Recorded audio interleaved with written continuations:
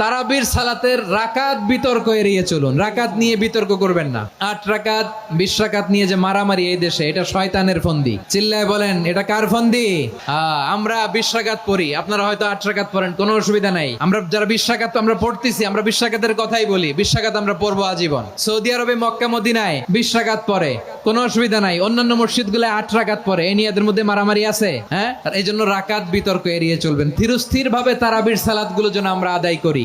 তাড়াহুড়ো করবেন না, আল্লাহর ওয়াস্তে তাড়াহুড়ো করবেন না, তাহলে কোরআন আমাদের জন্য বদদোয়া করবে। তাড়াহুড়ো করবেন তারাবির নামাজে। তারাবির নামাজ সালাতুত তারাবিহ, মানে বিশ্রামের নামাজ।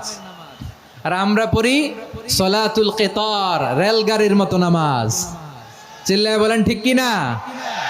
না, এরকম করবেন না। ইমাম সাহেবদেরকে আশ্বস্ত করুন যে ইমাম সাহেবরা আমরা পিছনে আসি আপনাদের সাথে, আপনি আস্তে আস্তে পড়েন।